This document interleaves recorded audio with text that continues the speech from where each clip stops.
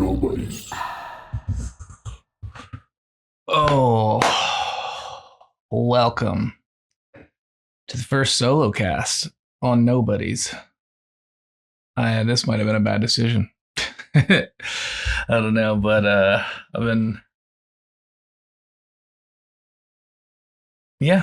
who knows? Well, let's get right to it.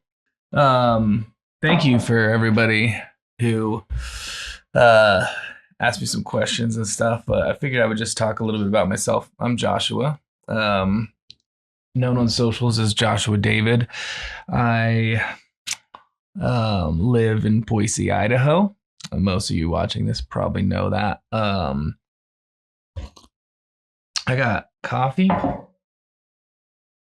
NA beer, and of course some water. I gotta drink a gallon a day. I'm still doing 75 hard, not drinking at all.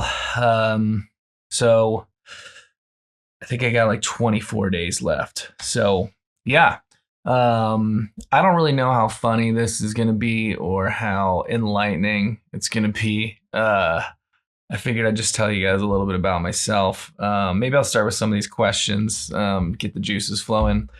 I was gonna take some Alpha Brain and I totally forgot, but here we are now. I was gonna get just kind of some of this dumb shit out of the way. Nick asks, on a scale of 1 to 10, how gay are you? Well, Nick, as someone who loves listening to the sound of their own voice, that sounds pretty gay to me. Oh man. I have gotten so much shit over the years for being gay, but at some point I just like let it roll off my back, so I don't give a fuck. If people want to think I'm gay, it's cool. I mean, gay seems fine. In fact, I always say if I could be gay, I would be, because I would get my dick sucked way more than it is currently, and I'm doing great. But fuck, these little gay twinks, they fucking love sucking dick. So man, I could really go to blowjob heaven if I was gay, but I'm not. So I guess I'm missing out a little bit. But speaking of dicks, Hunter said, "How big is it?" I knew that was coming because I did prep that. But that depends, on my mood. You can catch me at a 1.5. You could catch me at a 7.5. So it depends on how much I'm feeling you, I guess. That is the blessing and the curse of the grower life. But they say it's not the size of the ship, it's the motion of the ocean. But then they also say it really just depends on how long the ship stays in port to make sure all the seamen get off. I can't think of any other jokes about dick size or having sex. So maybe that'll come later. Anyway, so enough about my gayness and my size. That was pretty much it. I thought there'd be more funny ones. Wait, there was another one. Let me see. Oh, Emma asked, how much do I relate to Dennis Reynolds? I don't know if you guys know or the show It's Always Sunny in Philadelphia, but that's one of our favorite shows to watch.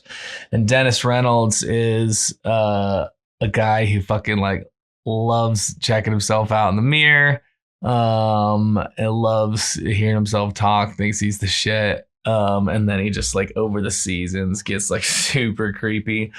So if it's a scale of like 1 to how creepy Dennis is, I try to sit like right below where he is. If he's a 10, I try to keep my creepiness to like a 9, 8.5, something like that. No, I'm just kidding. That is a really good show though. But let me see. There's a couple really surface level ones that I wanted to hit. Spanish or English. Dude, I wish I could speak Spanish. I need to start learning. I really do. There's a a fuck ton of shit that I want to do. I am always surprised when, not surprised, but it's fascinating to me when people say they're bored. I don't think that I've been bored in like at least 10 years, maybe 20. I just I I am fascinated by a lot of things. I want to try a lot of things. I love doing a lot of things.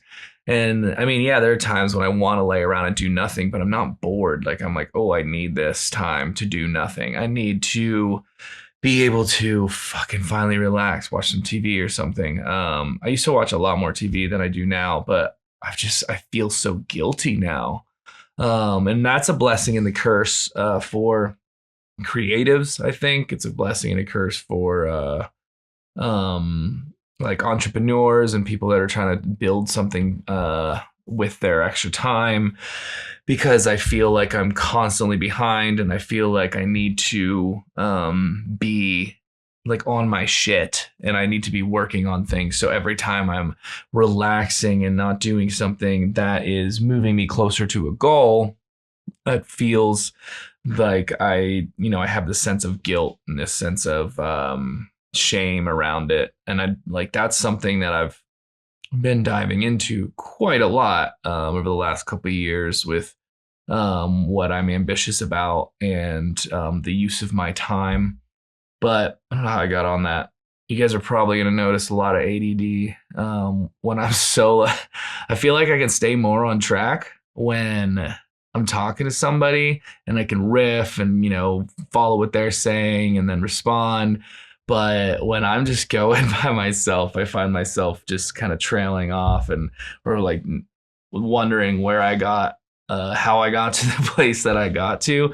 But yeah, for anyone who's listening to this, thanks for checking it out. You might have heard some of my other podcasts. I have been really enjoying doing this. I've been doing it for about 2.5 years. And that has come with a whirlwind of roller coaster of ups and downs. I mean, it took me 2.5 years to probably start after I had the idea to actually start it. And there's just so much perfectionism. There's so much, just like worry that I need to get it right and anxiety about talking on a camera. It feels so strange the first time you like just post yourself talking to the world. And if anyone listening has ever even, tried to just film a story, on socials or something and say something, it feels incredibly uncomfortable. And it takes a lot of getting used to. And even this feels more uncomfortable than if I'm talking to a friend.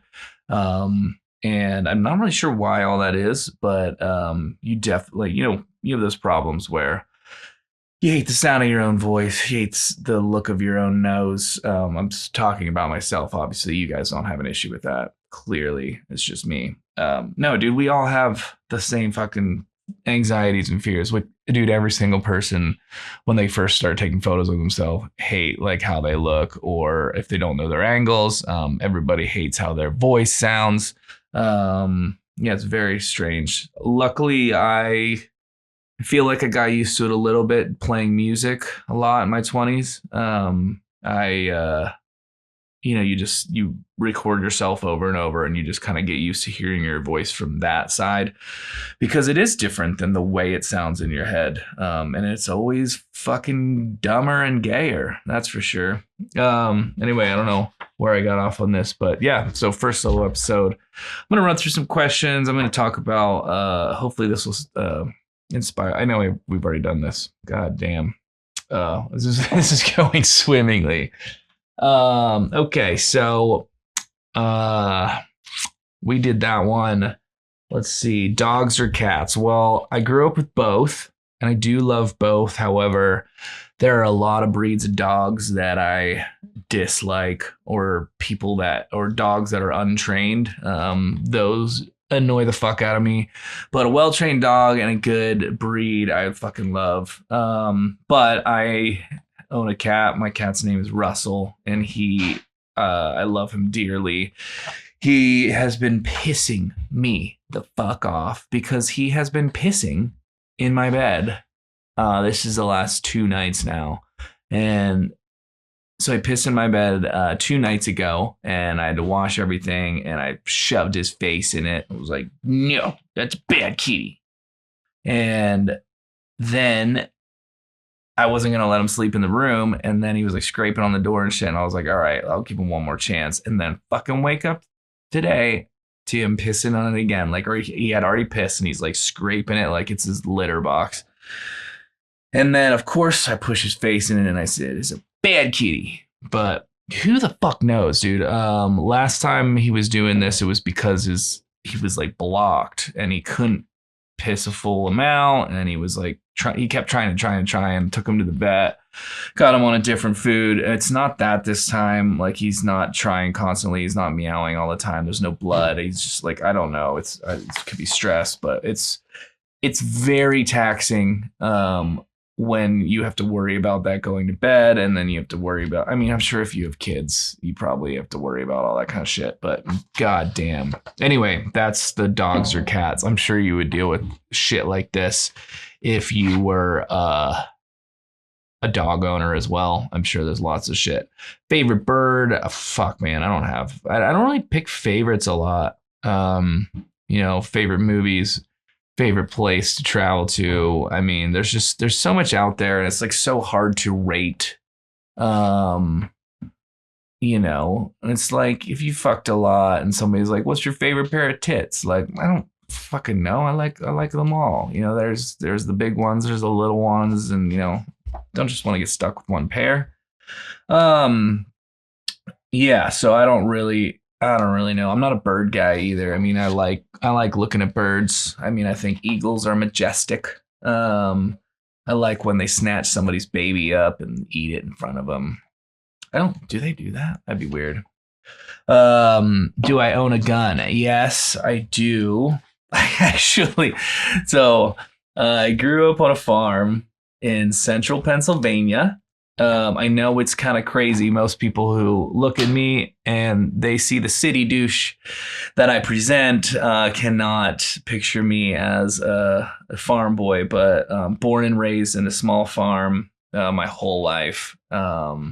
And I wasn't exactly like a strapping, muscular farm boy. I was pretty nerdy and thin, and I was like the runt of the litter, if you will.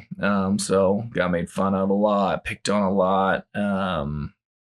Yeah, I mean, I've forgiven all of you, my siblings, so you guys are fine. But you guys were dicks, absolute dicks. Yeah, so grew up on a farm, started hunting when I was 12 or 13, got a pistol at some point, or like a 22, and practiced a lot with that, shot some deer growing up. But ever since I had left, I hadn't shot a gun. I mean, I've been to a range here and there. When I was in Alabama, I went to college in Alabama.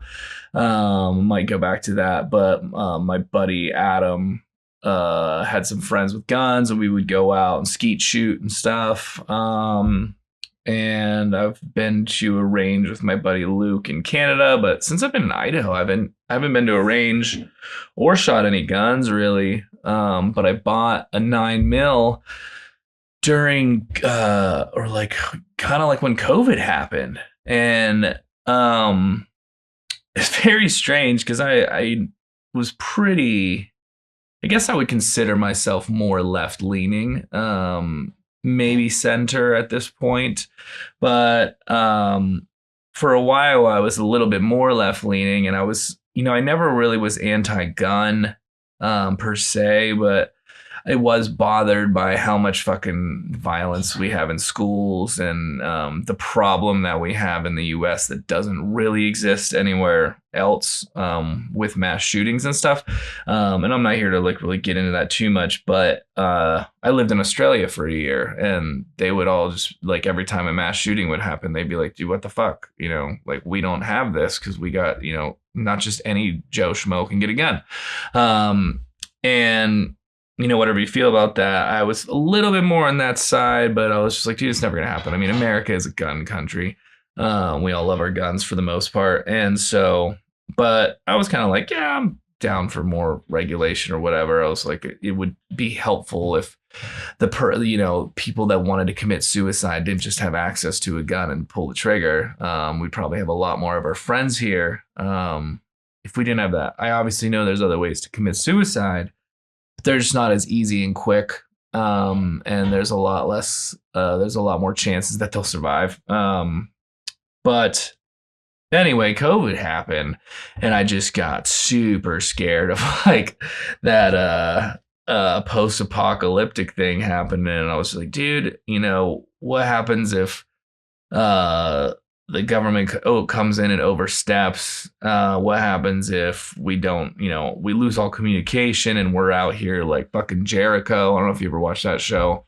And I was like, dude, I need to have a gun. Like, what if I have to drive the whole way back to my farm in Pennsylvania to, have protection on the land with my dad and get my family together? And I'm like, I can't just be driving unarmed, across some post-apocalyptic fucking, terrain, and there's zombies and shit.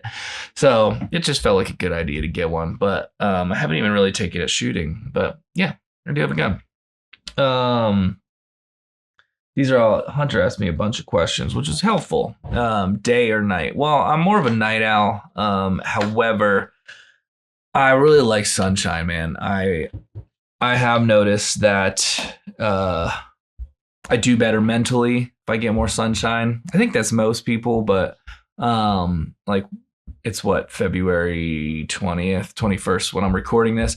And when the sun goes down, I lose so much drive and ambition. And it's like, it doesn't even matter that I'm in this office or whatever. It's like, it's dark out and I get tired and I'm like ready to wind down, ready to chill out. And I don't know what that is, but I hate waking up to the dark.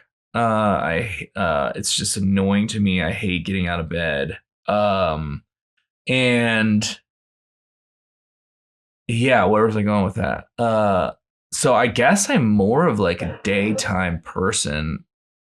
Dude, that's a good question. Or I mean, I don't really have an answer for it because I also enjoy partying. And I love, like, that typically happens at night. And, you don't really go to the strip club in the daytime. I mean, you can, but maybe you're a little desperate if you are. But love going there at night, hanging out, having some drinks, doing some, whatever the fuck you do. Whatever's available, really. Yeah. So I don't really have an answer for that one. Let's see if there's any other fun ones here. Will from Brazil said, talk about UFO reports. Dude, I don't know, man. I don't really pay attention to UFOs and shit. I think those drones were crazy. Are they still going on? I don't even know. But I mean, I feel like there's definitely aliens. I don't really understand how that, like, people can believe there's not aliens at this point. Even before all the sightings and shit, it's just one of those things like, do we really think that of all this huge fucking universe, which we can't even grasp the end of it, as much as we explore, there's more, as far as like telescopes and all this shit. And to think that like we somehow are the only life, like that is crazy to me. So of course there's aliens, but I mean, they could be interdimensional. That's also a possibility. We could be the aliens. I mean, I don't really know.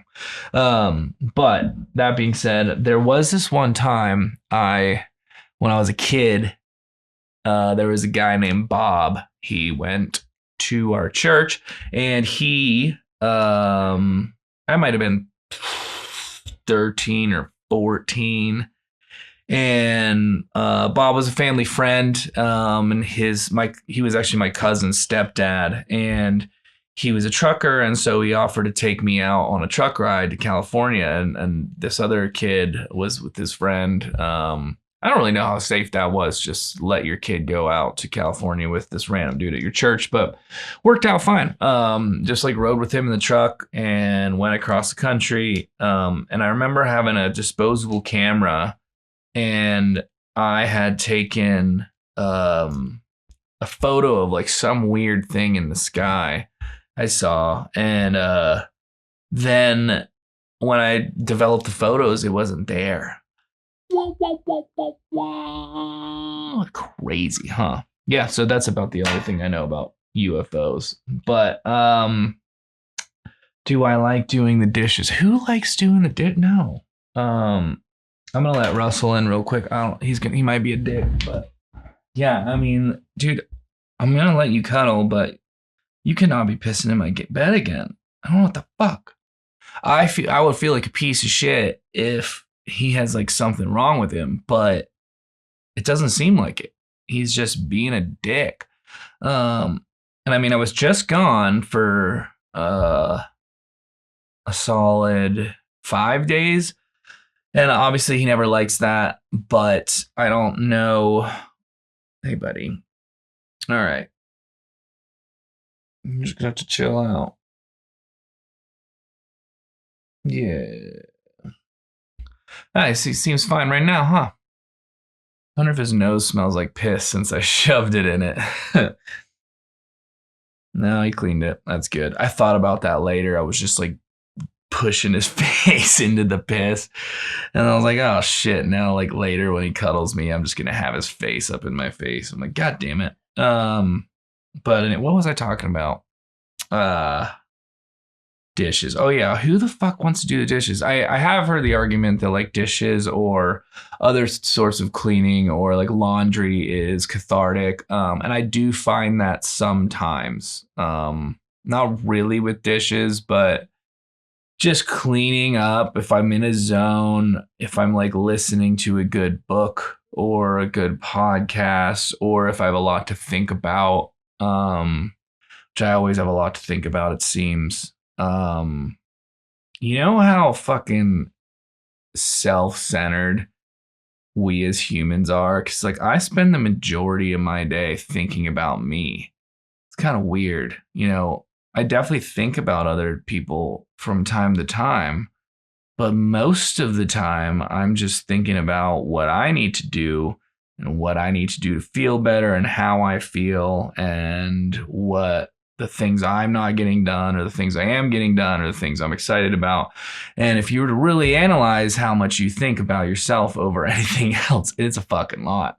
And then I find myself when I'm with people talking about myself, like right now, versus talking about them. But here we are, me. Now I'm going to get it in my head about me talking about myself. Oh, well. So yeah, I love how that came from, do you like doing the dishes? Like, do you see what I mean? That's absurd. That was a good one. No, that wasn't a good one. When are you going to grow out your beard? I have no idea. I have a little bit of beard here. You can see that. I have this monitor right here. It's all right. Yeah, I don't know, man. I just know that I get bored with things. I just said I was never bored. That's funny. I am not personally like bored in like a moment, but I do get over and I guess bored with like a style or like how I dress or especially with how I wear my hair or facial hair. And so I would say that at least every 6 months, sometimes every year, but I need to switch something up. So if it's growing my hair longer, if it's cutting the sides shorter, it's growing a mustache, growing a beard, something, I can't do the same thing year in, year out. Like I need change in my life. I need things to like move along.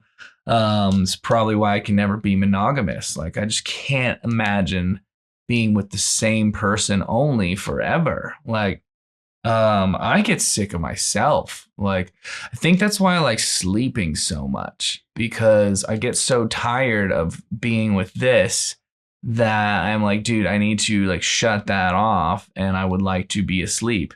And then when I wake up, I start dealing with this again. And I'm like, no, fuck that. I'm going back to bed. I was actually talking to my therapist about that the other day, and that kind of makes sense. So we're going to dive into that a little more. Yeah. So I don't know when I'm going to grow out the beard, but let's see. She has a couple other questions. I did that one already.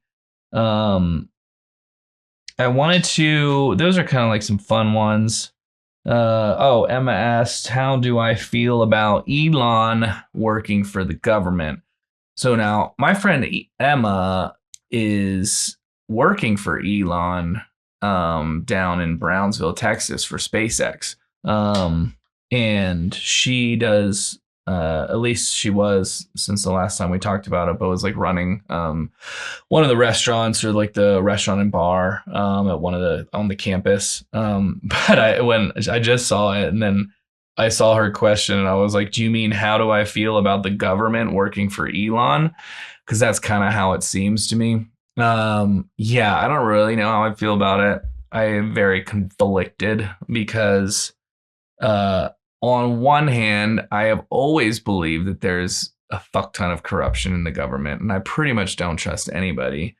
And there's obviously a lot of waste. There's obviously a lot of just, I'm like, dude, the amount of money we spend on just dumb shit when I'm like, dude, we could have healthcare like every other modernized nation, but we don't.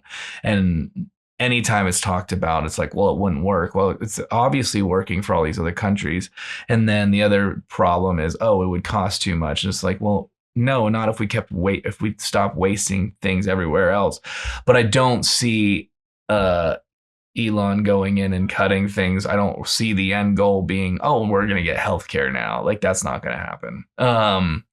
But so I like the idea of finding waste in the government. The issue is it's like you have a guy who is one of, if not the richest men in the world, having control of our government in a way, or potentially, I don't know how much, like how much reign he has on himself, but he obviously has agenda besides helping everybody out from the goodness of their heart.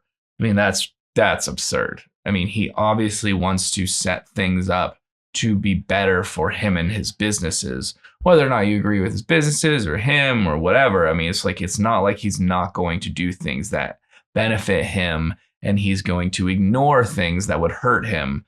So like all of his military contracts that he has, I'm sure he won't be cutting out any of that waste, if you will. So I guess that's how I feel about it. I think that, people, it's just one of those things in general in politics is where I find myself in the middle because it's like all of my friends who are really right wing, they're just like looking at everything wrong that a left wing politician does or issue that happens. And then when their guy comes and does things similar, they just overlook everything.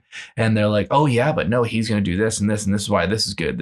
And so like everything is so good and everything on the other side is so bad. And then if you ask, like the left wing person I know, and it'd be like, yeah, well, Trump is doing this bad and Elon wasn't even elected. It's like, dude, you weren't saying that when Kamala wasn't elected. Like, dude, there's so much hypocrisy on both sides. And it does just seem like it's just like, oh, well, if my team is doing it, it's good. And if their team is doing it, it's bad.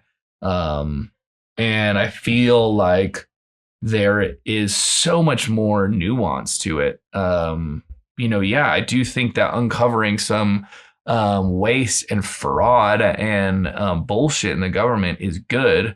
I don't think that one person on one side having total control over that and saying deciding what he's going to show and what he's not going to show is a good thing. I feel like everything uncovered should show and it goes to a committee and then everybody like decides from both left and right what we need to cut, what we don't, et cetera, what's fraud, et cetera.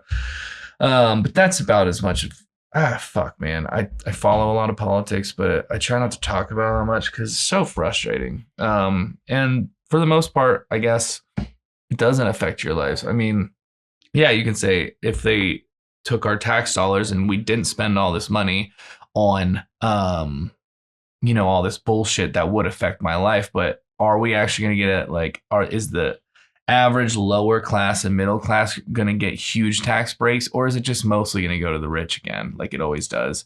Am I going to get healthcare finally? I doubt it. Am I going to? Is all of our money going to stop going to policing the world? I doubt it. Are we going to stop funding genocides? I doubt it. Yeah. Anyway, so oh, sorry, bud. How do I feel about that? Well, that's how I feel about it. I'm gonna take a quick piss. Be right back. Dude, I was just looking at my nose. I have this scar right here. And I keep forgetting to put, there's like Moderna or whatever that shit is. And keep forgetting to put that on, but like part of me is like, you should just leave it and leave the scar. I don't know. Do you think it looks better with the scar, or do you think I should try to get rid of it? Who knows? I mean, some people say I look scarier, and probably looking a little scarier than I do in general is a good thing because I am like the least scary person, and maybe it would make me look a little more manly or a little more fierce or something. But yeah, so also I want to say I jabbed myself with testosterone today for the first time. And I was so nervous. I mean, like I've obviously had a needle in my arm from doctors and shit like that, but like sticking yourself feels real weird. And I just was avoiding it like all morning. I was like, dude, I did not want to stick this needle in me. And then I was just like, boop. I was like, oh, that wasn't that bad. So we'll see how I feel. I guess my testosterone, I'm almost 40, I'm 39, and it's definitely dropped. I don't think it's like super low, but it was at like 430. And like when you're young, you're like a healthy testosterone levels, I think it's like above 900 or something. So I'm excited to get on it and see how much more energy I have and drive, that kind of thing. So I've heard nothing really but good from everybody I know that takes testosterone, and just feels, people say they feel a lot youthful again, have a lot more just excitement for life.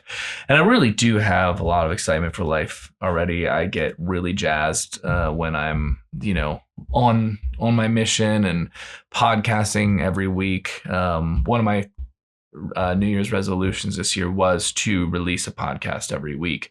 And I mean, it has been frustrating to me in this journey, just figuring out how to get a quality podcast out without spending, ungodly amount of time, like 10 to 20 hours on one podcast. And but the perfectionism in me would always make me want to make everything perfect in multiple angles, and the lighting and the sound and everything. And then when something fucks up, I don't release it, or I re-record, or I don't have the time to get to it. I got burnt out on editing for a while before I came back to the bar. And yeah, it was just like, it was just tough, man. There's a lot of behind the scenes that gets to it. Sometimes it just becomes like a drudge, and you're just like, fuck, dude, I don't want to spend the next 8 hours just editing through this thing. And so I decided to go down to one camera and keep it a lot more simple. Even though I know I can do better work, I still I want to be consistent. I want to get things out. So hang with me. We'll see if I hit that goal this year. I know we're only in February, but so far so good. I am learning a lot of discipline with 75 hard. It sucks. It really sucks. But just deciding to do something and then doing it even when you don't feel like it, because motivation does come and go. That's a thing I'm learning in general. you can wait for the motivation, but sometimes that'll never come. So when you show up for yourself every day and like, no, I decided that I was going to do this thing, and you do it, even if like my life doesn't drastically change, in the moment, I still feel it gives me a sense of accomplishment, and it gives me a sense of pride that I have done the thing that I said that I was going to do. And I think that's important. I want to be a man that when I say I do a thing, that thing gets done. And yeah, I love that about myself, that I do that, and I want to keep working on that. Cool. So we're gonna get into some stuff now, more like history, I guess. Yeah, thanks for bearing with me on this if you are listening, because this is my first time doing it. Obviously, it's gonna have some hiccups, but the only way you get better at something is to fucking keep doing it. So here we are. What is your biggest inspiration? Oh no, who is your biggest inspiration? Yeah, that's a tough one too, because I am inspired a lot by a lot of successful people that come from nothing. And that's one of the things. I mean, my podcast is called Nobodies, and that doesn't mean you can't become somebody. But I really am inspired and fascinated with people that just have nothing to start, or very little and nothing going for them, and then they build something really great. People like The Rock, like obviously Joe Rogan in the podcast space. He's like a big inspiration of mine. I'd love to be on his podcast someday. Yeah, like speaking of, like I have a vision board of who I want to podcast with. I want to podcast with him, Gary V, Theo Vaughn. I think I've been thinking a lot about Post Malone. I'm just like infatuated with this guy. He's so cool. He's just so down to earth and so chill, but like such a huge star. I think that like growing up, so we grew up super poor. And it's interesting because my dad bought a farm. And so in some ways, people like, I know people in Idaho that have a farm, like they end up being really rich. That was not the case for Dad. The farms are different over there. They're a lot smaller, and you just can't make as much money. Also, he's like, yeah, it is nice to have a lot of land. Like the more land, you're considered to be more wealthy. But like we didn't, that all the money that we ever made went to just like paying off farm payments and stuff that I know. And my mom had to work multiple jobs.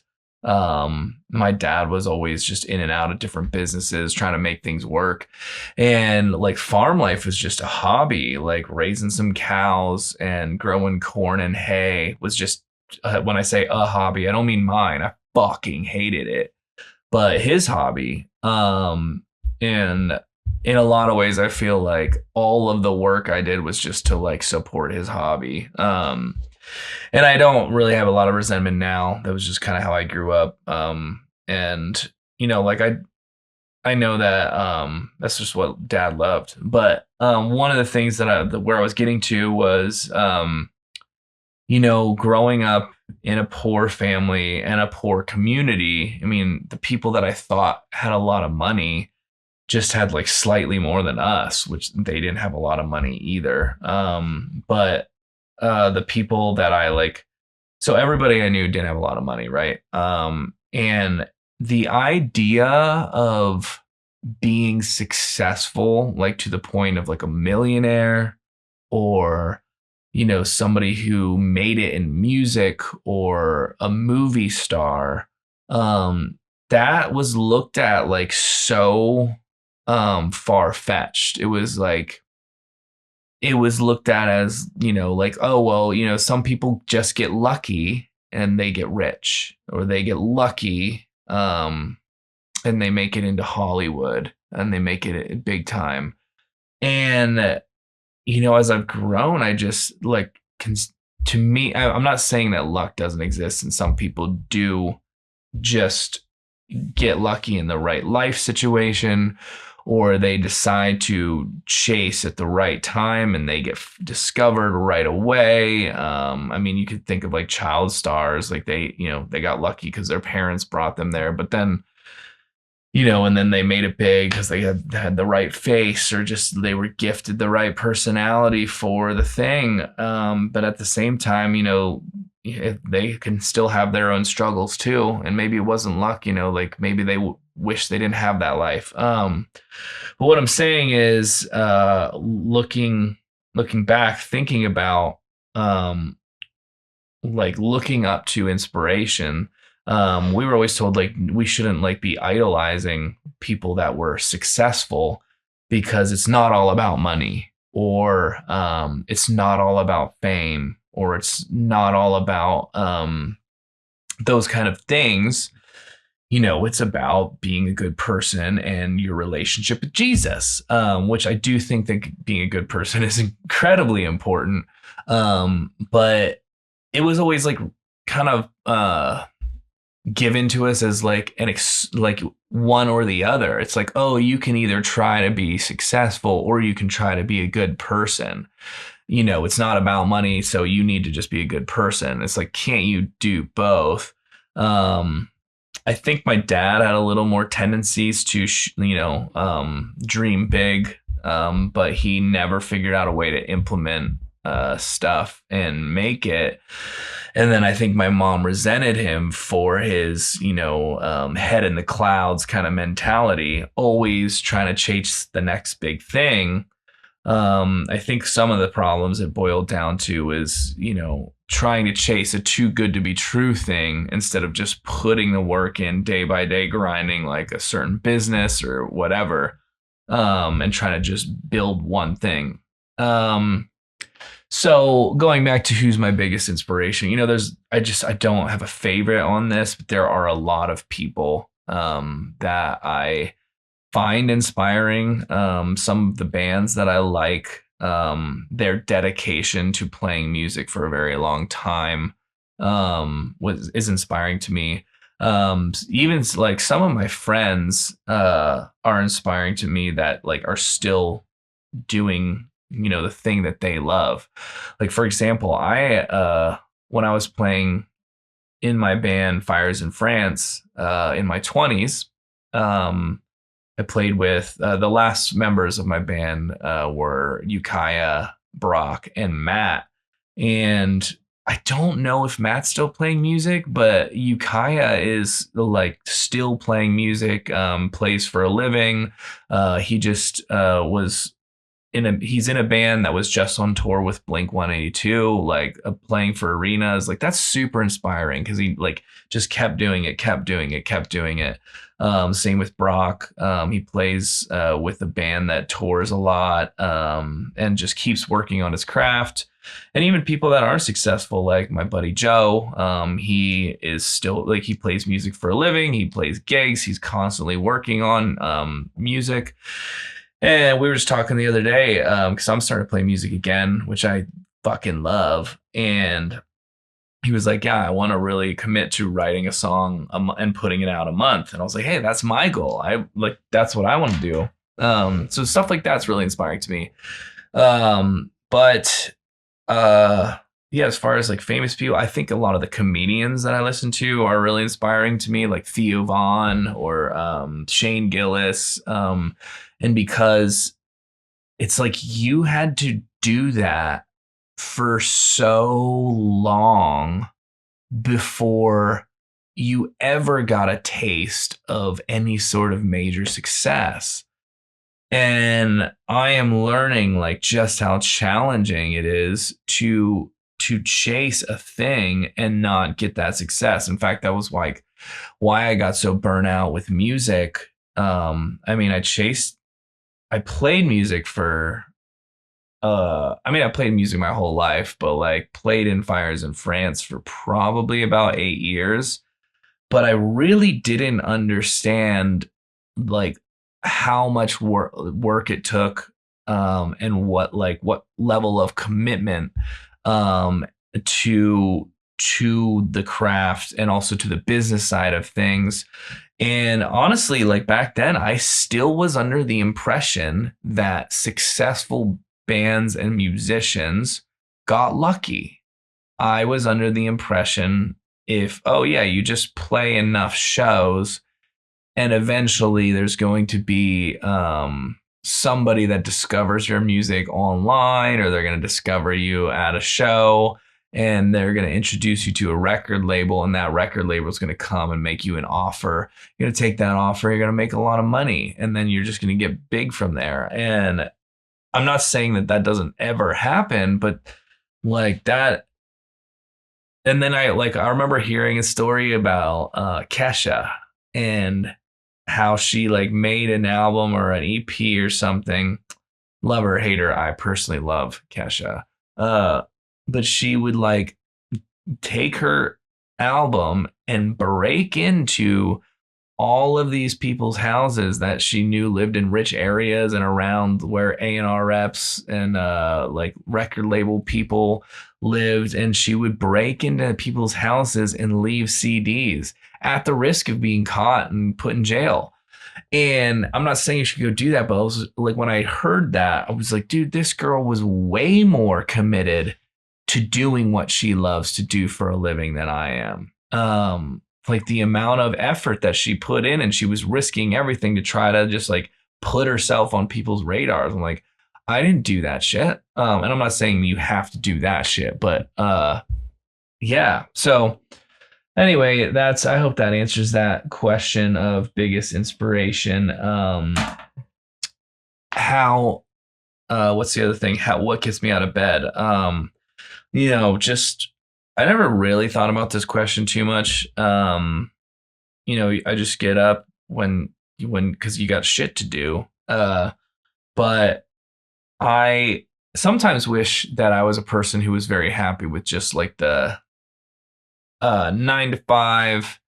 Like my sister Tara, she seems very content and happy, and she has a family of 4, and like they live on this farm, very simple life. She's very happy to just continue this simple life, and doesn't have like big dreams or anything. And I don't think there's anything wrong with it. In fact, in a lot of ways, I covet it. I think I've talked about this before, but I constantly want more. I want something. I just want to experience a lot more things in life. I want to experience what it feels like to build something really successful.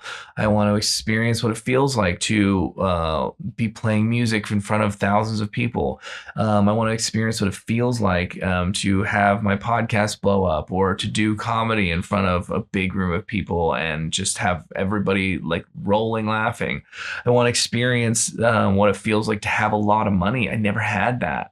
And I'm not saying any of these one things fixes anything, but like I feel like I'm missing out if I'm not like chasing a dream or a passion or goals. And so in a lot of ways, when I get up, I'm like, dude, I got shit to do. Like I want it, like, and in a lot of things, I was trying to reframe my brain because I in a lot of ways, this last year and a half, I find myself living in this constant cycle of like guilt and shame, where it's just like I'm not doing enough, I'm not winning enough, I'm not working on my things enough, I'm spending too much time getting drunk, or I'm spending too much time wasting time, and then I get down on myself, and then I start drinking more, which I'm not drinking right now, but that'll happen.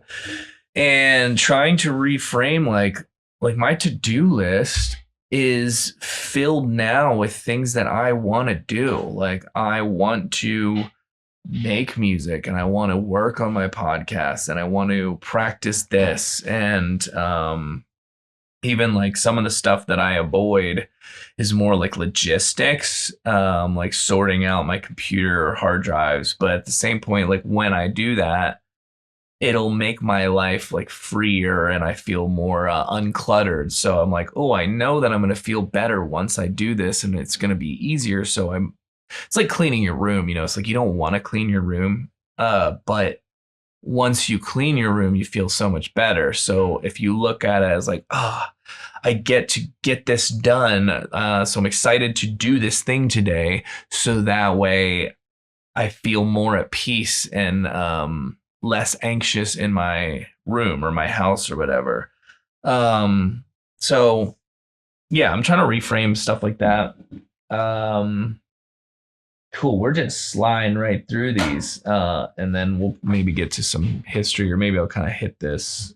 Who knows? I don't really know how long we're gonna be talking here. What are we at right now? And we're almost an hour. Okay. How's my relationship with my family? It's gotten a lot better. I grew up in a cult, and I know I use that term loosely, but it was very culty. And the way that I can kind of describe it is, I mean, if you think Mormonism is culty, it's like that or worse. It's smaller. It was, if I were to guess 40 families or 50 families, we all went to this one church. The church started a school, so they have full control over, everything that was taught. Mostly everything was taught. It was about the Bible. I mean, we had a couple, we had some math and reading and writing and stuff, but it was, largely built around Jesus and God and this group. We weren't really allowed to associate with people that weren't Christians or went to public school. Like, we weren't allowed to have friends outside really. And then just like the rules and regulations, it's like, we had to read our Bible every day or we'd get punished, or at least shamed. God, the shame and guilt spirals. I think I get that a lot now. And then maybe that was just, it still hasn't left from my upbringing, because it's just like every little thing you did, when you fuck up and you're just a kid, you fuck up and you're like, I feel so ashamed. I'm not acting like a good Christian. Like that was constantly drilled into us. And if we did something a little wrong, it's just like, oh man, you're not acting like a good Christian. You're disappointing Jesus. What did I get on this? Oh, so eventually, actually, there was another guy from my church, I guess, Daniel, and he was like, I watched you guys grow up at Bible Baptist. Where did it all derail? Because it sure has, buddy. It sure has. So when I was, so I was like really in it. Oh, and I was going to say, it's also like, if you've heard of the Westboro Baptist Church, everyone kind of considers them a cult or a culty church. And they would like picket funerals, like military funerals and stuff, with signs that say God hates fags and you're going to hell if this, etc. So we believed all those things. We just never picketed the funerals. So they were like one step beyond us. But I was super in it, man. I mean, I did believe everything. I felt that we had the right information. I did feel like when I was like, I mean, the amount of judgment that we had towards people, at least myself, and it was just like the culture is like, I remember if somebody swore and said like, damn it, we were just like, oh my God. Well, we didn't say, oh my God, because that was taking the Lord's name in vain. We said, oh my gosh. But we're like, I can't believe that they are okay with saying that. Or if they listen to like secular music, we were like very judgmental. Like, I can't believe they let them, like, that's sinful. And I remember like talking to my friends, be like, dude, I wonder if they're even a Christian. That's the amount of judgment that was across the board. And definitely from me.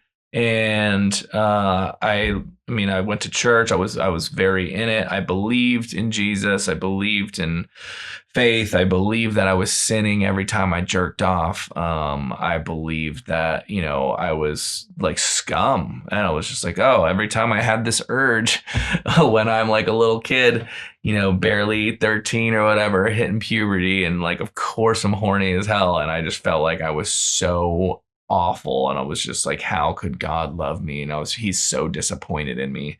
And yeah, where was I going? Oh, so anyway, I'm like really in it.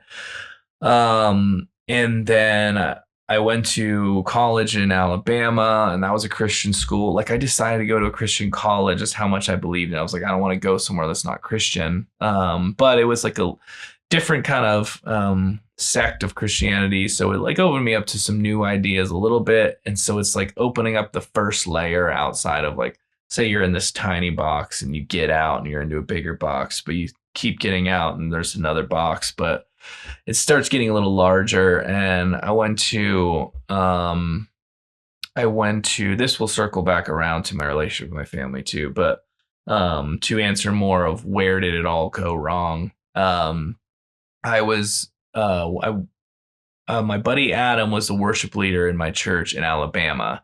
And him and I were like best friends. And I had always wanted to play music since I was a kid. And I remember idolizing this one guy. His name was Michael W. Smith, and he's this Christian artist from back in the day.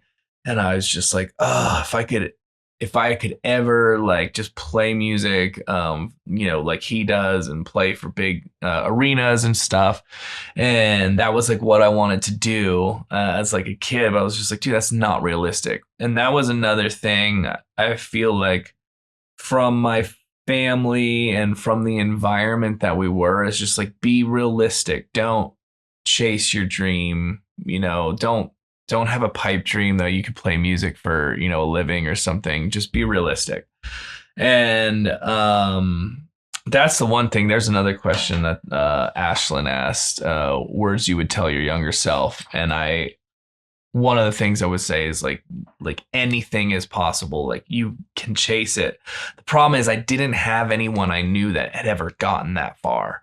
And so it's really tough when you see it like on TV or whatever, but you're like, oh, when you're told that's luck, they got lucky. And so you don't ever see it. So you don't believe it's true. You don't believe it can be true. And I wish I could tell my younger self and show them that's true, even though I'm not even that I haven't hit the level of success I want. But like now I've seen people do it, and I've seen people actually make it if they like stick with it. So anyway, I go to college and start playing in the worship band there. And I was just fascinated by Adam because he was, 26 or something. He's leading the worship band and he's making, I don't know, 50 grand a year, which was a lot of money for the area and for the time, which is still probably more money than I make now. So like he was doing well. And I was like, dude, I didn't like you're playing music for a living. You're doing what you love. And I was like, that's what I want to do. So that reignited that spark. I was like, I don't need to get famous to still be able to play music for a living. I didn't even know that was possible. Like they didn't have that shit in my small town. We like whoever led the music at our cult church was definitely not getting paid. And then the money people were getting paid to be like a youth pastor was very minimal. I didn't want to be youth pastor, but so I went to Australia to the school called Hillsong to study like worship leading and music and stuff. And I got really good at like guitar and playing in bands and just working together with other musicians. There's definitely musicians that are way better than me, but I learned a lot. But in that time period, it was this Pentecostal church. They were super culty as well. It was just bigger. They're like a mega church. But it's just like, if you didn't toe the line at all, I mean, it's just like you had to buy in, like drinking the Kool-Aid it's just like you had to drink the Kool-Aid. You had to be all in, when the pastor says, raise your hands, you got to raise your hands. Just like you repeat after me, you got to repeat after me. It's just like all like you like follow, do whatever I say. And then there's like the speaking in tongues. I don't know if you've ever speaking in tongues. I don't know if you've ever heard or seen like on a show people speaking in tongues, and you're sitting there and they're praying and everyone's like like, I mean, literally like that. I'm not exaggerating. And weird as shit. But they believed in like that, and then healing, and then it started to like click for me as somebody who believed that God was all powerful. And then they would point to passages of like scripture where it's like, you will have these powers and you will be able to heal in Jesus' name. And so I'm, as a person who wasn't raised that way, but then raised believing the Bible. Hold on, I'm gonna let Russell in again real quick. Dude, he's so annoying sometimes. It's like he scrapes on the door to get in, and then I open the door, and then he just sits there and looks. He's like, but if I were to shut the door, he would continue scraping on it, and I can't leave it open because I have roommates, and it's just a lot of noise. So anyway, I notice I drink a lot less when I'm talking the entire time. Versus, getting my guests to talk. So that's kind of funny. But so then I'm like, yeah, like it does seem like all of this bad stuff is from the devil. And, there's lots of scripture verses, like if the person with the faith of a mustard seed will be able to cast this mountain into the ocean. So if you believe, you should be able to cast out this sickness or to heal this. And that started to make sense to me as a believer. I was like, God is all powerful and he has given us this power. It says in the Bible, like we just need to believe it and speak it over this evil. And so I started to believe it for a hot second, but then I got frustrated because I'm like, why is this girl, like one of my friends at the time, she's like, I never believed this shit, but I prayed over and I was lactose intolerant and I couldn't eat ice cream and I prayed healing over me and now I can eat ice cream. And like, she was serious. I mean, like, and you would hear like different traveling pastors would tell just miraculous stories of like people's like broken limbs, healing up, fingers growing back, shit like that's why you hear some wild stories and they're like, I'm not making this up, I saw it firsthand, and it's just like, so I'm like, okay, so we have this power and all this. And then so at that same time, my sister, who is incredibly faithful, my oldest sister Amy, and just believes in Jesus, and believes, she like always had a lot of faith and somebody I would look up to in regards to that. She went through a time period where she was pregnant with two twins, and about 6 or 7 months in, had some major complications. The sac that holds the babies had burst or ruptured, so she had to get on bed rest. So like the hole was at the top to keep the fluid in. So she was on bed rest for like 2 to 3 months, and then when she finally birthed the kids, the one died an hour after, and then the second one died like 10 hours later. So just absolutely devastating. And the more I was in the weeds with Hillsong and all this teaching, then I started rethinking that, because that just happened like last year. And I was just like, why, if all of this is true, why was she not, who's somebody who believes more than the average person, why was that healing not gifted to the innocent babies? And that really wrecked me. And then I was also struggling with like depression and loneliness at the time. And other people would be like, oh yeah, I talk to God every day, and like I have a relationship with Jesus and it's what makes me so happy. And I never experienced that.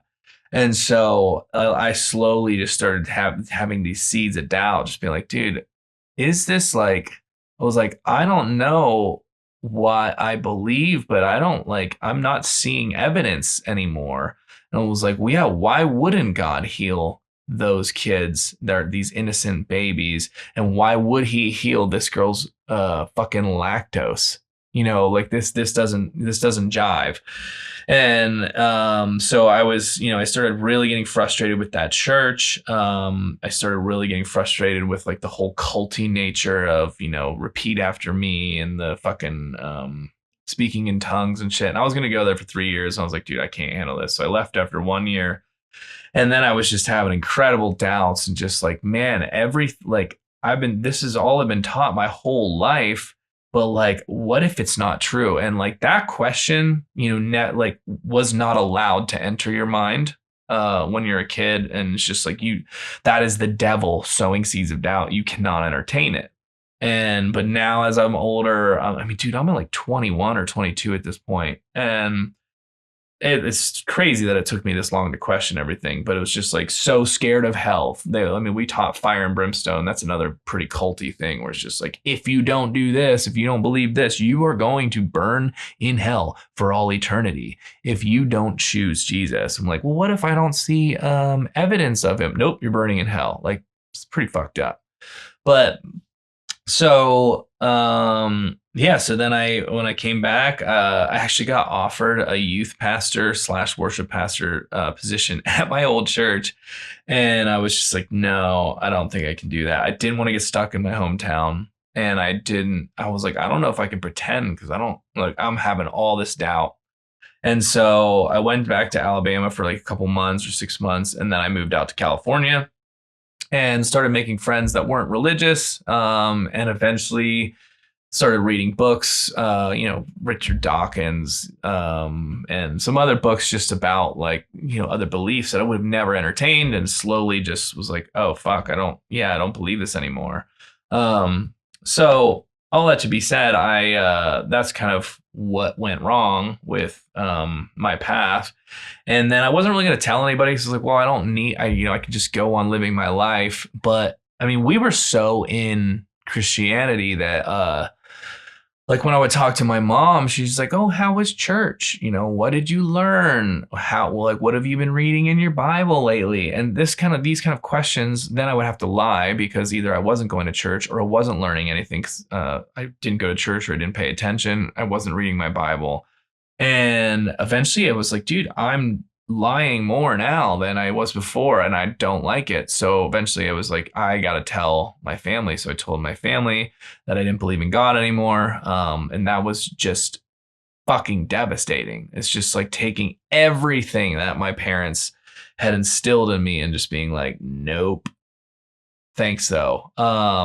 So yeah, it was just, so that was it still sits with me that I have, like, I'm the disappointment.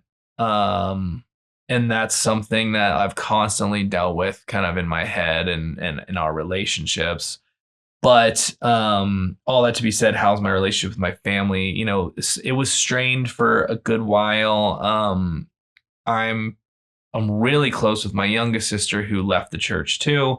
And we got close through all of that. And then my brother's kind of, doesn't believe as well. And we're pretty close now. My other two sisters are in it. My middle sister, Tara, we're not super close. But I go see her when we're home. We're just different people.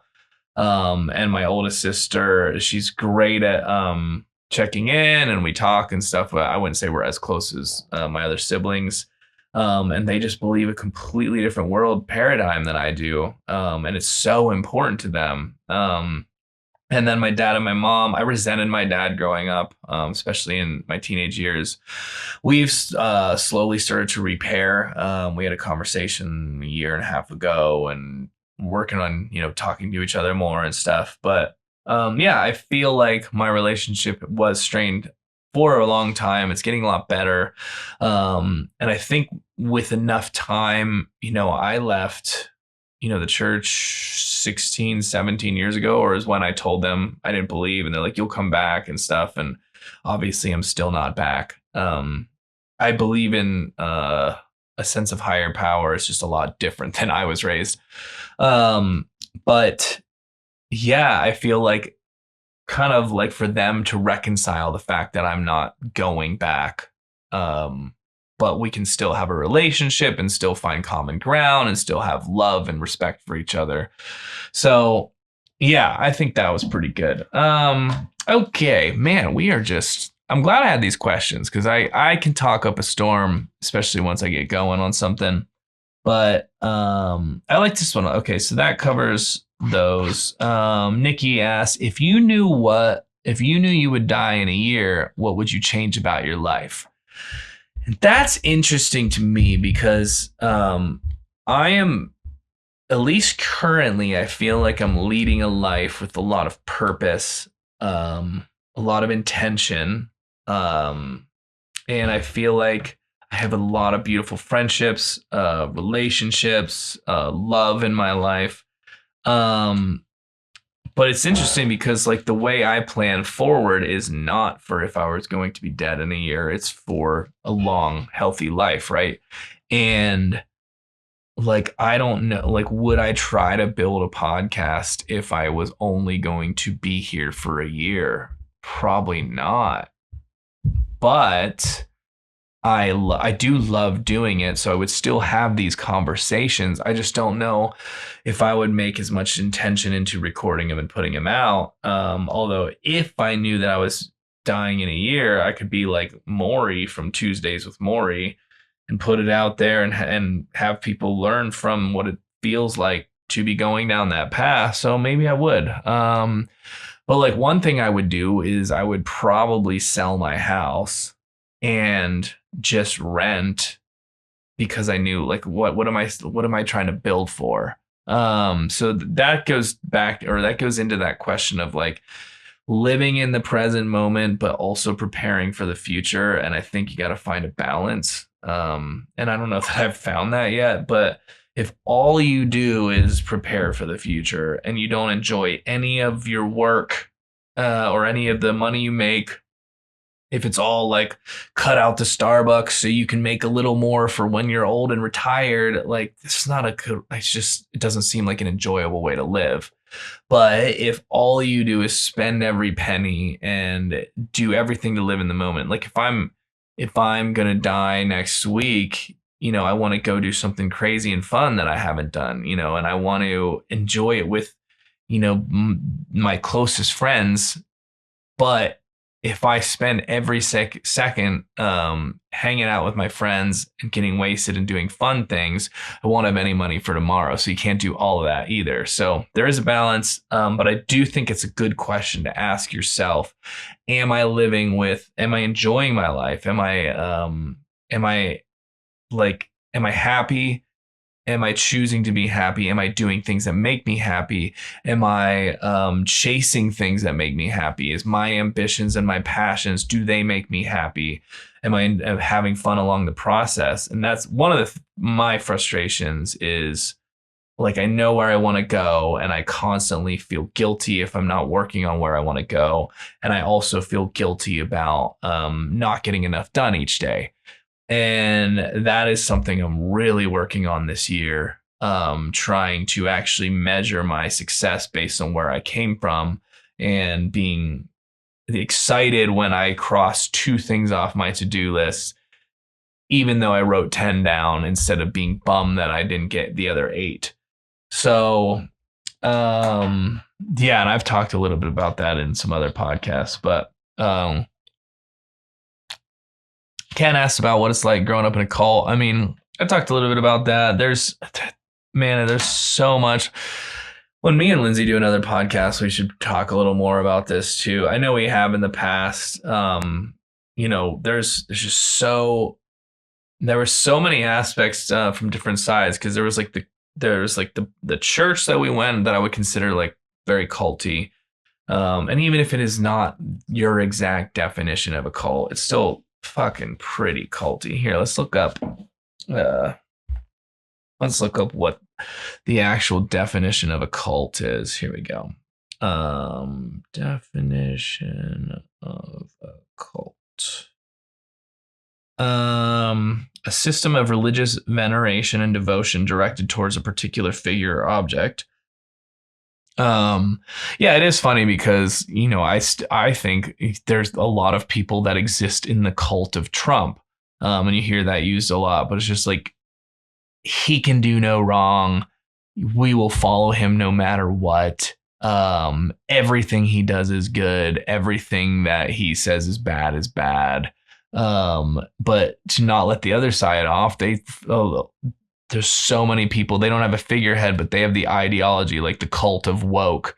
And just like, if you don't agree with my definition of diversity, equity, and inclusion, like you are evil. And if you don't accept that all of the people that are illegal here should be allowed to stay, how dare you, all this stuff. This one says a relatively small group of people having religious beliefs and practices regarded by others as strange or sinister. That was definitely true. It's like all the public school kids I remember being like, "Oh, you go to the Christian school." Like, "Oh yeah, you're like the weirdos over there." And we got sent like one or two kids that got kicked out of all the public schools and they were there and they're just like, "Fuck all of this. This is weird."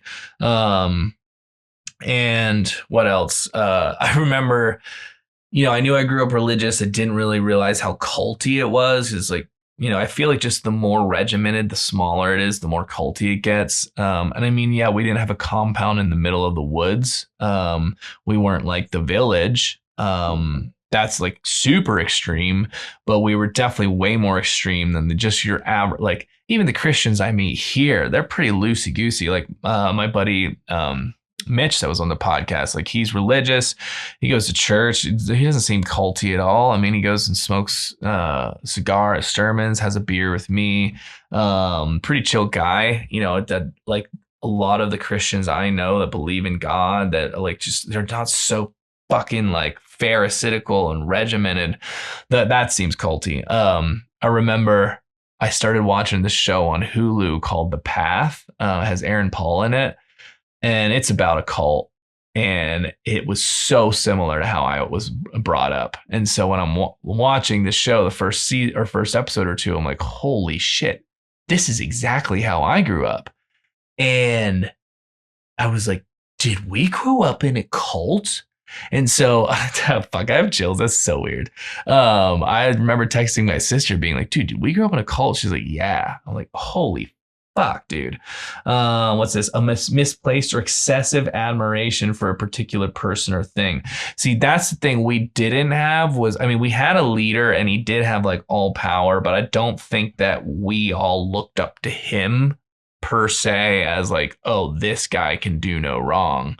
I don't really remember that, but there was like a few families that kind of ran everything. And it's just like, if you didn't go according to them, it's like, you're obviously in sin or something.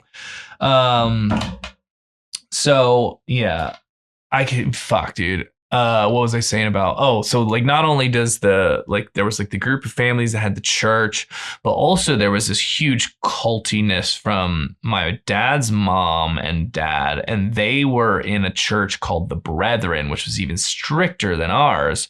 And they had this tiny little community, and like the women had to wear the headpieces during worship. They were not allowed to speak. They were not allowed to read scripture. They were not allowed to teach. It's very, there's a lot of archetype in like how like we grew up. It's just like it was very shunned and like sinful if a woman were to speak in public or to pray. It's just so it's very hierarchical. Where like the man is the leader and the woman is subservient. That kind of dynamic. Yeah, where are we at here? Childhood. Yeah, I mean, as far as outside the cult, I mean, fuck, dude, it's weird, man. I was a nerdy kid. I was weird. I wore hand-me-downs. I was not cool. I played sports, but it was only because like our entire high school from 9th to 10th or 9th to 12th didn't have enough kids to keep a full soccer team. Like sometimes we would play 10 or 9 players. And we had every dude in the high school playing. I think there's one or two that didn't play, but like we like just tried to coerce everybody to play because we just didn't have enough players.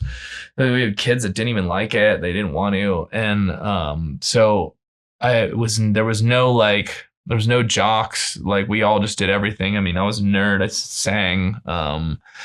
I played music. I played piano. I played sports. There was luckily, yeah. I mean, if I would have went to public school, it probably would have been picked on a lot more than I got. But yeah, I was definitely not cool. I didn't listen to rock and roll because we weren't allowed to, and I was trying to be a good Christian. It's so weird. I mean, I had no chance with girls, and I mean, I remember going to college and like having a couple crushes and just Like I was just friend zoned so quick. And there was probably one or two girls that were into me that I wasn't into. And I could just never figure it out. I mean, I didn't have sex till I was 23. And even then it's like I was terrible, obviously. And it took me years to like find my confidence, find my stride, get better at just carrying myself, being confident in the man that I was. Music helped me a lot. As I played rock and roll in a band, that gave me some confidence. And obviously some chicks dig people that play music, so I started getting laid a little more. But yeah, dude, like the person the guy that I am is so far removed from my childhood. I mean, I was always weird. I'm still weird. I still find a lot of like weird, strange humor funny.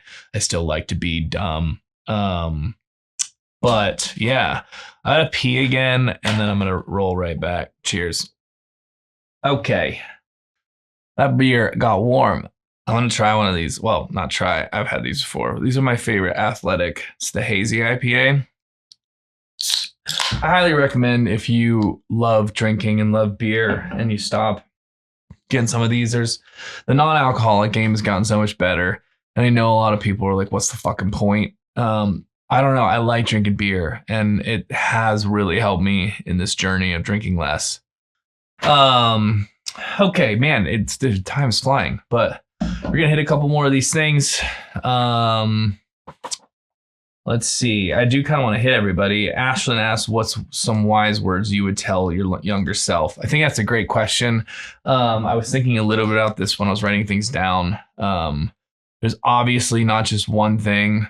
I mean, the amount of lessons I've learned is crazy, but I was thinking a lot about like my dad, like why wasn't he successful? So one of the things I said is just like, do not be realistic. Like whatever you believe that you want to do, you can do, but you have to be prepared for the commitment of a very long time of struggle.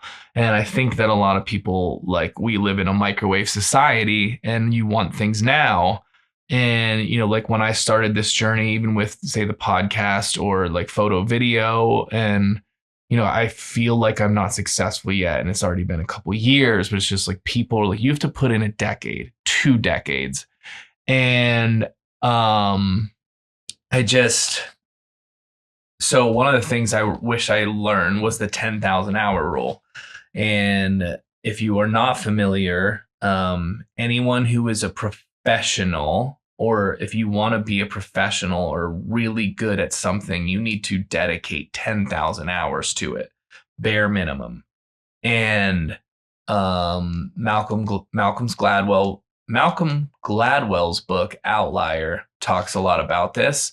And he looks at different famous people, or successful people, and they've all put in the 10,000 hours.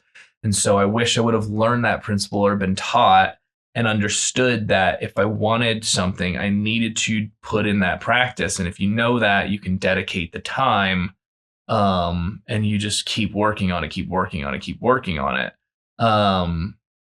The other thing that kind of goes along with it, but there's a guy that I follow. His name is Alex Hermosi, and he's really into business and business building and entrepreneurship. But I think a lot of principles can apply in anything. But one of the things that he says is a problem that most people deal with is that, you hear of an opportunity or you see something that you want to do. You're like, oh, if I learned how to trade stocks, then I would, I could get really good at that and I can make all this money. And so you try, and it doesn't have to be that, that's just an example, but whatever you try for a little while and you have all this shiny, head in the sky vision. And what does he call it? I forget exactly how he explains it. But So you see this thing, you're like, oh, this is going to be easy. I just need to do these couple things. Maybe a friend turns you onto a business idea. I'm like, oh yeah, well I do this and I make this much money and blah blah blah. And you're like, oh fuck, I could, I could be successful if I just do that. And then you dive in, and it turns out to be way harder than you thought.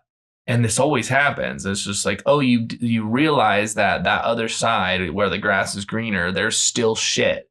And what does he say? Because grass grows really well in shit. And so what happens is you get to a place where you get burnout. You're not seeing the success you want.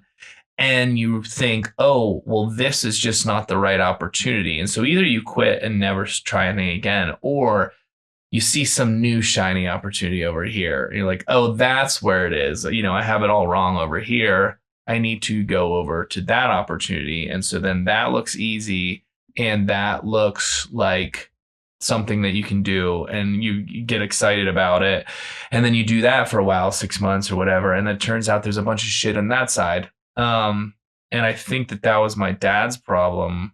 He would chase this thing and then the next thing. And, he had his carpet cleaning business, but then he got distracted from that. He didn't just want to build a carpet cleaning business. He would join this multi-level marketing thing, and then he would do the farm. And then, and so he was constantly like doing something because it looked shiny and great for a while, and he'd pour all his money into it and time for a little bit. And then it got really hard. And then he's like, oh yeah, it's not panning out. And, so Alex Ramosi says is like every fucking opportunity has that. And the thing that people don't realize is instead of switching because it got too hard, if you just stayed in that thing, and it really doesn't matter what thing it is, because anything can work if you put enough effort into it.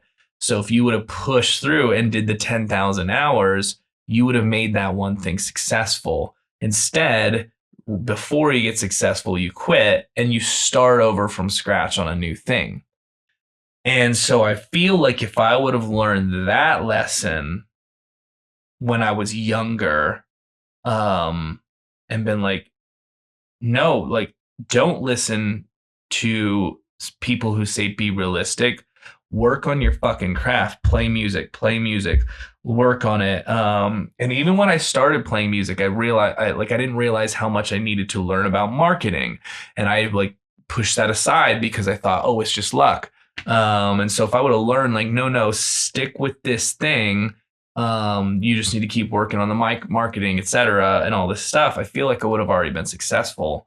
But I did what my dad did, and I switched, and I'm like, okay, I don't want to do that. I'm going to try this for a while. And then I tried that for a while, and I did this. And, you get frustrated with when you're working hard and you're not seeing the results. And then when you realize that like everything is hard work, and everything that results takes time, you just have to move your timetable back. It's like, how long are you willing to wait for success? Like the longer you're willing to wait, the more success you can have. And obviously this is coming from somebody who like hasn't reached something yet, but I believe what's possible. So I really wish that I could tell my younger self that. I mean, there's lots of other things. Like I wish I would tell myself to be way more open-minded earlier. But we're living and learning, but I am a lot more open-minded now. And open to new ideas, but like it was just so in this tiny little box of thinking. So that kind of bums me out about my childhood, but there's that one. Let's see. We hit that. Keith said it was a moon landing real. I always said it was real. But dude, I feel like the government lies so fucking much that who knows? Who knows? Like, it's just like everything is a lie. But, I'm going to say yes. How many cheese sticks can I fit in my mouth? Well, it depends on if it's at once or in a row, because I fucking love cheese sticks. But we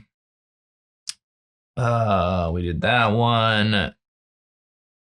Yeah. Lizzie said I should talk about how I got better at sex. I've actually talked about this with a couple people because I was so bad at sex when I started. And I remember I was really ugly and then I was really unconfident and and then even when I could get a girl, I was obviously you're bad at sex because you never did it. And so then I like couldn't last or yeah, I just didn't know how to turn a girl on really.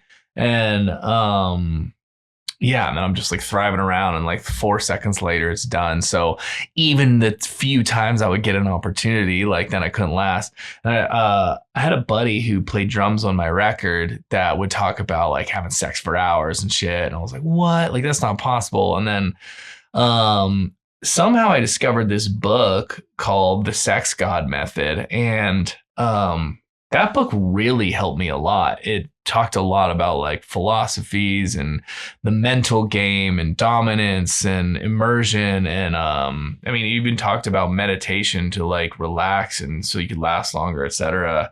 And I feel like implementing that the book really did help me change the game. And so then as I got more confident because I was better at sex, then it was like it's like a snowball. Like confidence is a snowball. Like if you get more confidence, then you achieve more because you're more confident. And if you get, I feel like when you get in a rut, like it's like a dry spell for a dude. It's just like the more you don't get laid, the more you think, oh, I'm not worthy of getting laid.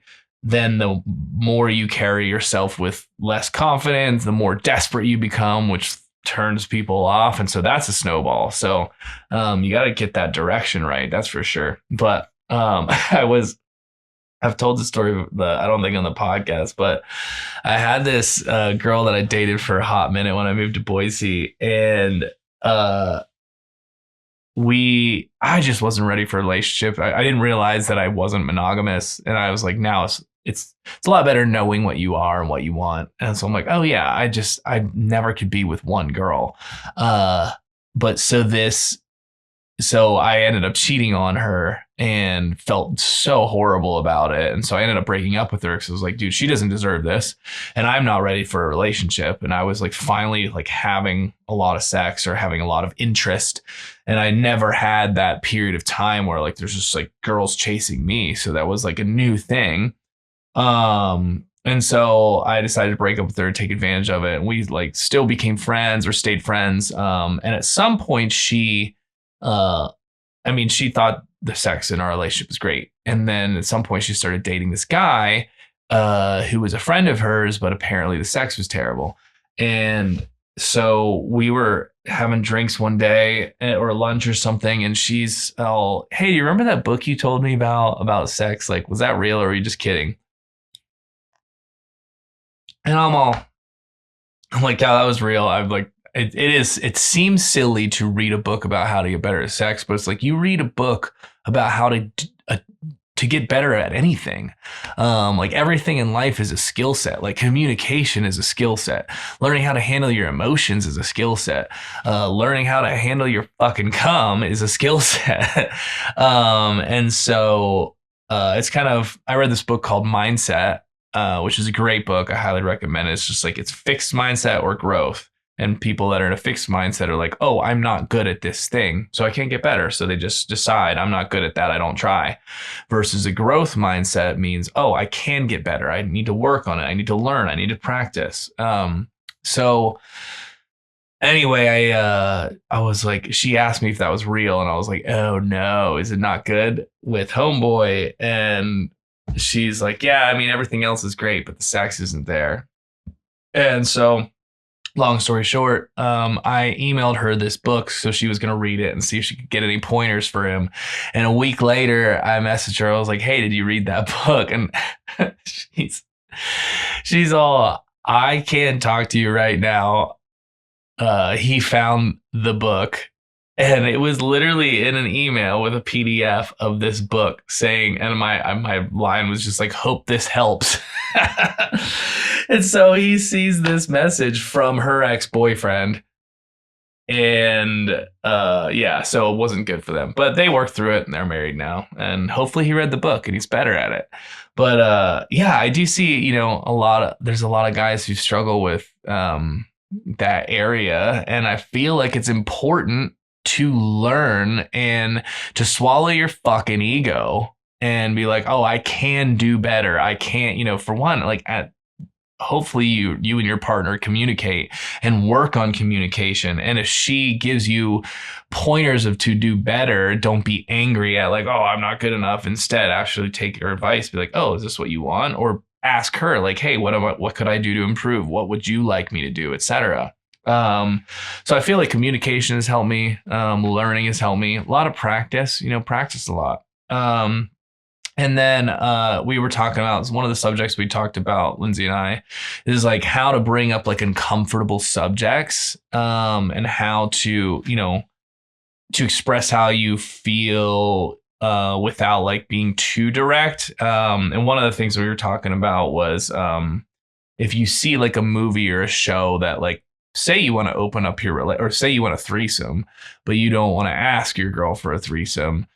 Although, I don't know, these days I feel like it's better just to be direct. But I don't even know why I'm talking about it, but we were just talking about like, oh, well, why don't you watch a movie where the main person has a threesome and then you can like bring up the subject from there, or maybe she asks you about it. But I don't know. At this point, I kind of think that if it were me, I would probably just bring things up directly. One of the things that we talked about, though, that she said we should talk about, which I do like, when you're in a long-term relationship, I'm gonna shut this door. Like I was dating this girl Maggie, and we were just like in the weeds with like fighting a lot. And then when you're not fighting, you're spending all this time working on your problems. And one of the things that happens is all of the fun goes out of the relationship, and you're left with just the whole fixing the relationship is a project and it's a chore, and you love the person. So you want to do that chore and you want to do that project, but all of your time is spent just working on getting better, or getting through this relationship issue. And what'll happen is that just fucking become like life. All it becomes is work, and there's no fun left. And this is actually good advice that Lindsay had given me, where she's just like, you have to dedicate time with each other that is back to the fun, the excitement. Like, let's not talk about that issue or that problem. Let's have some fun, do these things, and remember what it was like before we had that issue, so we can just enjoy each other. So it's not just all problem solving and work. I thought that is great. I don't know. Most people don't want to take relationship advice from me because I'm not monogamous. And so they think that all my relationship advice will be bad. However, I'm not saying I'm the best, have the best advice or anything, but a lot of the people, I learned a lot of my relationship stuff and sex advice from this guy named Dan Savage. And he's this gay dude who has a like sex and relationship column and podcast. And he's like, he can teach heteros better than some hetero people, because he sees it from the outside. Yeah, and I mean, a lot of relationships have the same problems, like whether you're monogamous or not monogamous. Just like, you still need trust, you still need communication. One of my biggest lessons about communication is that communication isn't just expressing how you feel all the time, even though that is important, but it's also creating an environment for somebody to express how they feel. Because if they express how they feel and then or something they did that might offend you, and so they're trying to communicate it, and then you are just angry at them, well, then what's going to happen the next time? They're not going to communicate it. Instead, they're going to hold that in because you created a hostile ground for that communication. So I feel like communication, that it is important to give that communication, but also creating a gentle ground to receive communication. I think that's super important, because like if I'm going to tell my partner something that I'm feeling and they're going to get upset at me, then I'm just not going to share it next time. I'm going to bottle it up. Or if I fucked up and they're so pissed at me and they like give me like, here it is, it's going to be a fight if I say that I was at the bar too long. So I'm just going to lie. And so that kind of ground that breeds is more like, oh yeah, I was at the bar. I've been at the bar too long, or I ran into this girl that she is jealous of and nothing happened. Well, I'm just not going to tell her, because if you tell her, she's going to be mad at you.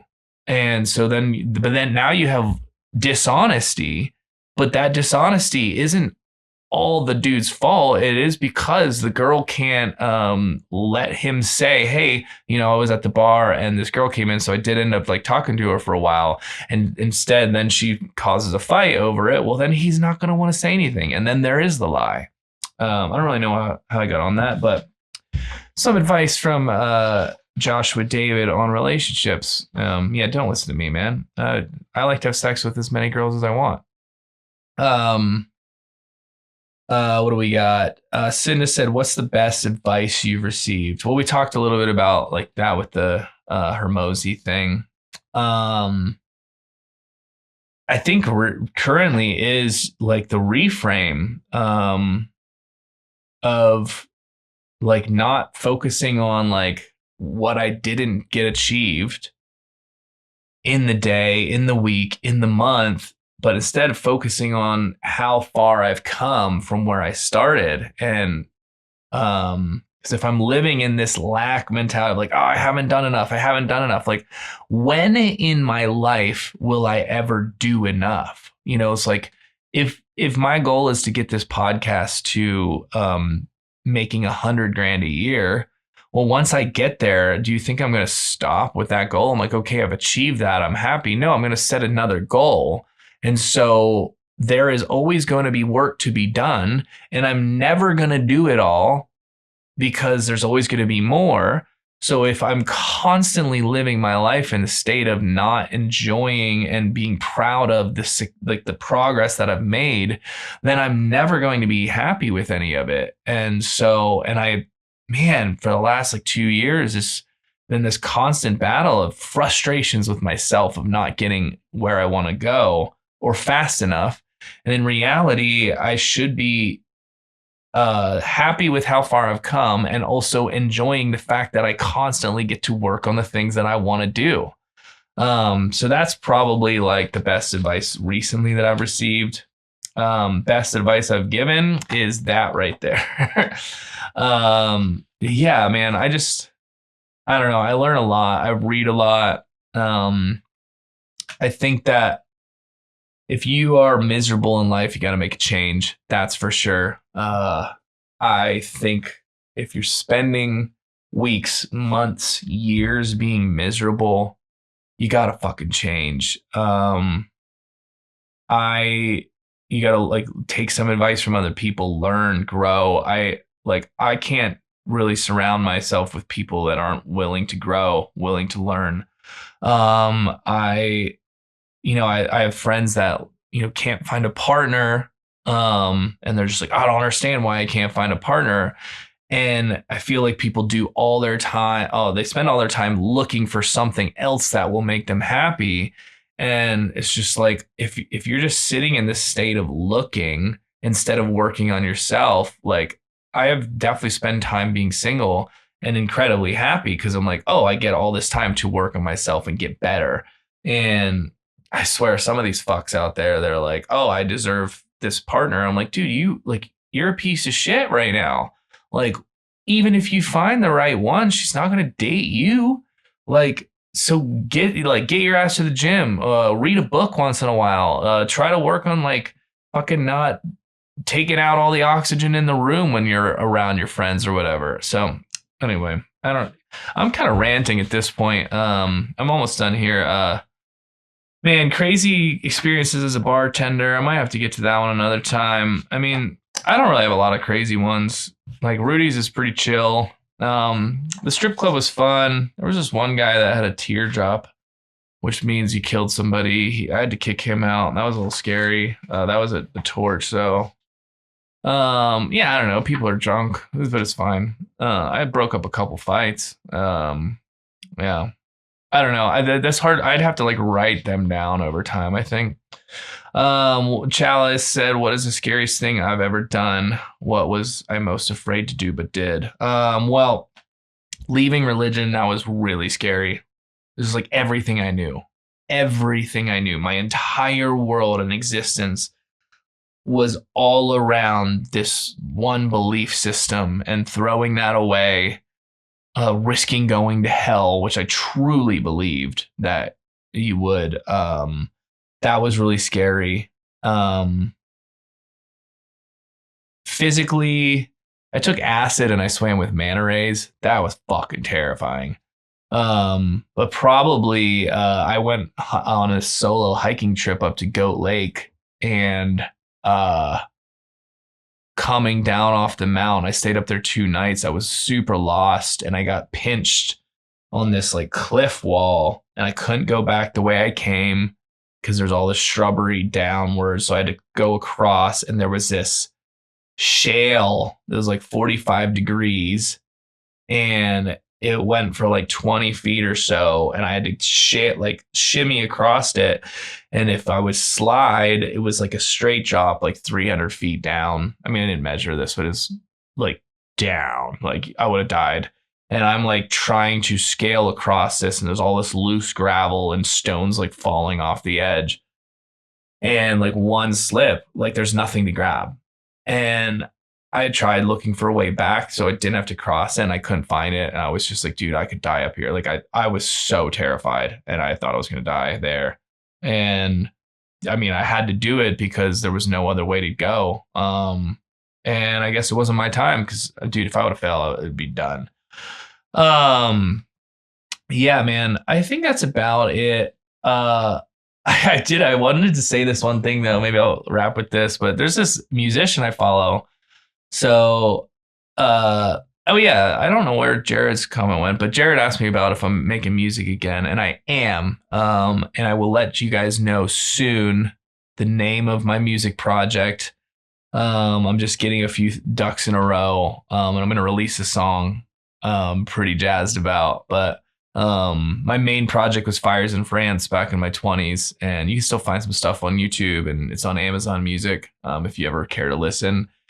But yeah, so I was following this musician. His name is Abel Hart, and he's not like, some of his music I like, some I don't. He's a little flamboyant for me at some points, but I think he has a good energy. He's really into like manifesting and like just, you know, putting out in the universe what you want to receive and accepting frequency and stuff. And I'm not sure how I feel about all that, but like, good for you, right? But he's starting to pop off. So he has some good ideas as far as like, he puts his hooks of his songs out, and he does different music videos, and he dances silly, and he's just having a good time. And he's starting to get like bigger, getting more following and stuff. And so the bigger you get, the more hate you get. You know, you get just, and this shit is fascinating to me because I'm starting to see this kind of stuff. And it's just wild to watch people just shit on other people that they don't know,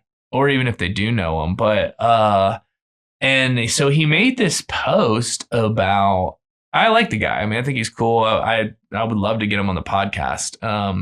Yeah, he's too big for me probably, but that'd be a cool get. But he made this video because he apparently is getting a bunch of hate in the comments. And then he's just like, dude, you know, like, people are saying like I shouldn't keep talking about this stuff, you know, like, but he's like, I'm not going to stop. Like, this is what I believe in. And he's like, if you don't like it, you can just block me or unfollow me, which seems to be like the most logical explanation. Like, who has time to just be shitting on some stranger? And it's just like, dude, just don't look at his shit if you don't like it. And so he's basically calling out haters. I'm like, dude, like, what are you doing? You know, like, why are you spending time on hating on me? Like, just move along. And the very first comment, I don't know if this guy's trolling or not, but he's just like, but the songs don't attract positive manifestation. They're just repetitive, generic talk songs that don't require much in the way of talent. Plus, you can use the same background track, change the tempo, and you have a whole new song. Lazy, lazy, lazy. And somebody else had posted like, let me hear your music. And he's like, oh, I don't make music. He's like, I don't make music, but I can tell when something's good or not. And I'm like, first off, if you can't even play music, you have no idea how much work that kid puts into. I mean, for one, as a musician, no, you can't just slow it down or speed it up and make it a new song. It does not work like that. This guy makes all his own music from scratch. He doesn't like get a different band to play his stuff. He does everything. So it's a ton of learning, a ton of practice. Like this guy probably works harder than your average musician, let alone probably harder than this guy. But I'm just like, dude, he made a post about like just moving along if you don't like his shit. And then this guy just couldn't help himself. And so I messaged him too, but I was like, dude, you couldn't. And so I'm sure that I'm going to start dealing with this stuff. Ideally, if I get bigger, I like the idea of being engaged with people online, you know, when you're putting out stuff that means something to people, or if you get feedback and talking back and forth and encouragement and talking about real shit or funny shit or, you know, like whatever. But I mean, at some point, if you get big enough and you get so much hate, like Rogan always says, don't read the comments. And I mean, I think that's a good principle if it gets to you. Yeah, I don't know. I'm not nearly big enough to really deal with this kind of shit, but I have got a few here and there. But nothing crazy. I don't know. I get made fun of all the time. I've been made fun of my whole life. So I don't really see it bothering me too much. But anyway, I've been rambling on for a long time. I'm glad that I was able to do this. I'm sure I'll do other solo episodes, especially if something happens with schedules with other people or whatever. But I've been practicing doing like YouTube live every day. So that's been helping me just talk about shit. Maybe I'll get some better subjects or bigger subjects to talk about next time I do a solo one. You're always welcome to ask me any questions. I'm sure that most people that listen to me or on this podcast know me. But if you don't, you know, you can shoot me a comment too or message on any of the socials. But yeah, dude, I am really jazzed to be making music again. I'm excited to be putting out a podcast a week. I hope that those who are listening to it are enjoying me not getting so wasted. I'm trying to be less annoying and more silly and fun. I want to be entertaining. I want you to have a good time when you're listening to it. And then I also want, you know, have interesting guests on and maybe learn some shit or hear some different perspectives. I know a lot of cool people. And so I like hearing other people's stories and try not to interrupt them too much. But anyway, that's about it. I hope you guys have an amazing week. Peace. Nobodies.